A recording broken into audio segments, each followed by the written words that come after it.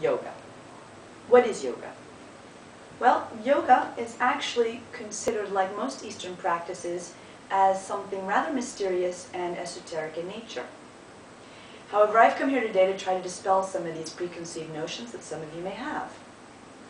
I personally discovered yoga at the age of 24, and it completely changed my life. Now, it did not change my life in the form of a miracle, because yoga is not a miracle pill.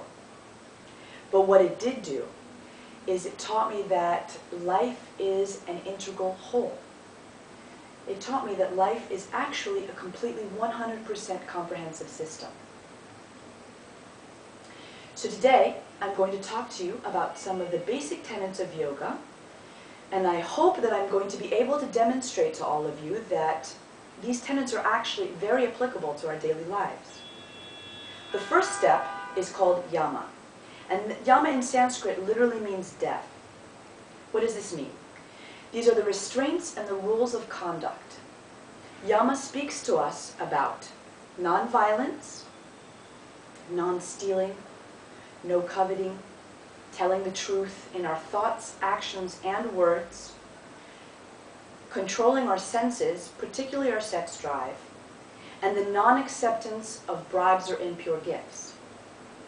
As you can see, these are actually values that most of us have learned either through religion or through our parents. So essentially, yama is already ingrained in our social psyche. Number 2 is called niyama, which means discipline. And these are the observances that we must uphold with ourselves as individuals. It speaks of the following: internal and external purity, also known as hygiene; contentment, or counting one's blessings; austerity, which means to perform acts that we would rather not perform in order to overcome selfishness; self-study through either religious or spiritual texts; and surrender of the ego.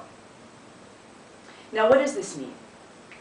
Basically, niyama is asking us to take responsibility for ourselves, to work on ourselves in order to become better people, to know ourselves before we try to know others.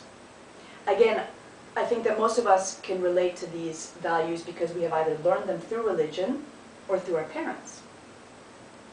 Number 3 is called asana, and this is actually the part of yoga that is most popular in the Western world.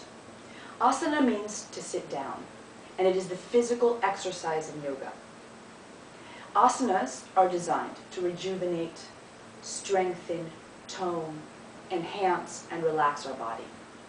Asanas literally work on every single aspect of our body, from the nervous system to the respiratory system to the endocrine system to the musculatory system. Anybody who does exercise is adhering to the same principles as asana. We intuitively know that we need to exercise in order to feel better. As a matter of fact, as a caveat, those of you who are performing Pilates are actually doing yoga asanas that have been modernized and adapted to the Western world. Now, the 4th tenet that I'm going to talk about today is called pranayama, and in my personal opinion is actually the most important out of all of the tenets of yoga. Pranayama literally means the lengthening of prana, or of the breath. Prana meaning the life force that pervades all. Now, what happens when we breathe improperly? Which I would venture to say most of us breathe improperly. Well, anything from the common cold, to chronic fatigue, to insomnia, anxiety attacks, stress, constipation, headaches, migraines, the list goes on and on and on. So what can we do? Well, it's actually rather simple. If we would just take 15 minutes out of our daily busy lives to sit down, to slow down the breath, to learn how to lengthen the inhalation and the exhalation, you would be amazed at the difference that it would make on our minds and our bodies. Now, I would like to note that these 4 basic principles that I just talked about are just the beginning of yoga. Yoga is actually a science that's very comprehensive and cannot be talked about in one day. However, I feel as beginners, we have a good start. So, let's recap. Yama, how we treat others. Niyama, how we treat ourselves. Asana, how we treat our bodies through physical exercise. And pranayama, how to breathe properly.